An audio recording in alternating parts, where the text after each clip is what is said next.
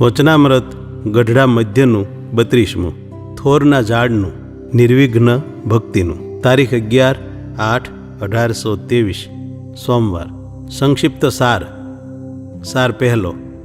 દેહના સગાઓનો સંબંધ વડપીપરની જેમ કાપી નાખ્યો હોય તોય વારે વારે ચોંટી જાય એવો ચીકણો છે, અને એ જ જન્મ મરણનો હેતુ છે.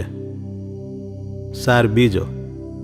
એ સંબંધ ટાળવો હોય તો દેહથી જુદો જે આત્મા તે રૂપે રહ્યો થકો તેમાં મહારાજની મૂર્તિ સંભાળ્યા કરે અને નાત જાતનું માન મૂકી ભજન કર્યા કરે તો જ ટળે. સાર ત્રીજો. જીવ માયાને તરી મોક્ષ પામે તેના મુખ્ય સાધન પ્રત્યક્ષ ભગવાનનો નિશ્ચય, ધ્યાન અને કથા કીર્તન રૂપી ભક્તિ જ છે. સાર ચોથો. ધર્મ, આત્મનિષ્ઠા અને વૈરાગ્ય તો ભક્તિના સહાયક છે. એ ત્રણેય મળીને પણ મોક્ષ આપી શકતા નથી. જ્યારે અતિ દ્રઢ થયેલી એકલી ભક્તિથી મોક્ષ થાય છે એ ભક્તિની વિશેષતા છે. સાર પાંચમો. ધર્માદિ અંગે સહિત ભક્તિ હોય તો કોઈ વિઘ્ન આવતું નથી, માટે અંગોએ સહિત જ ભક્તિ કરવી જોઈએ. સ્વામિનારાયણ હરે, સ્વામિનારાયણ હરે. સંવત 1880ના શ્રાવણ સુધી પંચમીને દિવસ સ્વામી શ્રી સહજાનંદજી મહારાજ શ્રી ગઢડા મધ્યે દાદા ખાચરના દરબારમાં પોતાને ઉતારે વિરાજમાન હતા, અને શ્રીજી મહારાજે અંગને વિશે સર્વ શ્વેત વસ્ત્ર પહેર્યા હતા, અને મસ્તકને ઉપર કાળા છેડાની ધોટલી બાંધી હતી, ને કંઠને વિશે પુષ્પના હાર વિરાજમાન હતા, તથા કર્ણને ઉપર પુષ્પના ગુચ્છ વિરાજમાન હતા, તથા મસ્તક ઉપર પુષ્પના તોરા વિરાજમાન હતા, અને પોતાના મુખારવિંદની આગળ પરમહંસ તથા દેશ દેશના હરિભક્તની સભા ભરાઈને બેઠી હતી.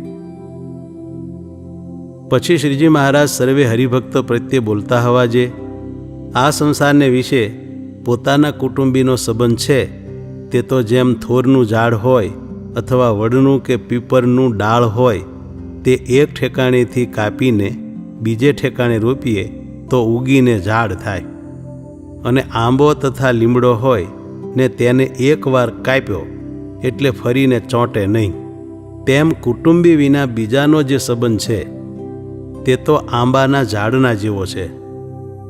તે એકવાર કાપ્યો એટલે ફરીને ચોંટે નહીં. અને કુટુંબીનો સંબંધ છે તે તો થોરના ને વડના ઝાડ જેવો છે. તે કાપી નાખ્યો હોય તો પણ ધરતીમાં પડ્યો પણ પાલવા વિના રહે નહીં.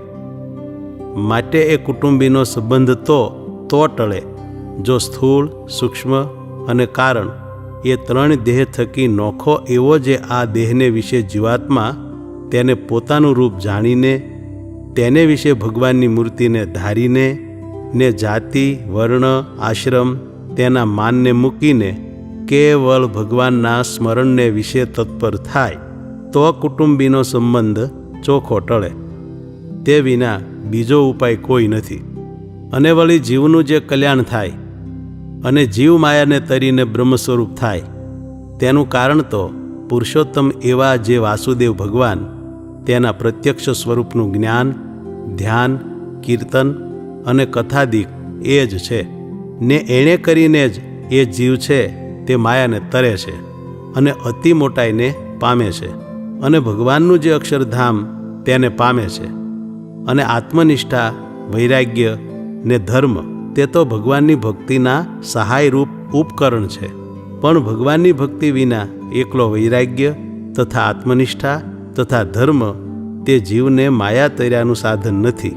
અને જો અતિશય ધર્મ, આત્મનિષ્ઠા ને વૈરાગ્ય ન હોય ને એકલી ભગવાનની ભક્તિ હોય તો પણ એ જીવનું કલ્યાણ થાય ને માયાને તરે. એટલો ધર્માદિક થકી ભક્તિને વિશે વિશેષ છે. તો પણ ધર્માદિક અંગનું સહાયપણું હોય તો એ ભક્તિને વિશે કોઈ વિઘ્ન થતું નથી. અને જો ધર્માદિક અંગનું સહાયપણું ન હોય તો વિષમ દેશકાળાદિકે કરીને ભક્તિને વિશે વિઘ્ન જરૂર થાય છે. તે માટે ધર્માદિક અંગે સહિત ભક્તિ કરવી, અને એવી રીતે ભક્તિને કરતો જે ભક્ત તેને પણ જો ભૂંડા દેશ, કાળ, ક્રિયા ને સંગ છે તેને વિશે પ્રવર્તાય તો ભગવાનનો ભક્ત હોય તેનું પણ અંતર ડોળાઈ જાય ને તેના સ્વભાવનો ઠા ન રહે.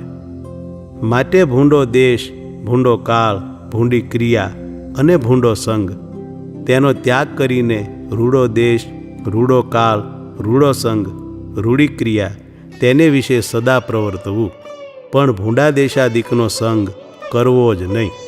ઇતિ વચનામૃતમ ગઢડા મધ્યનું 32મું થયું.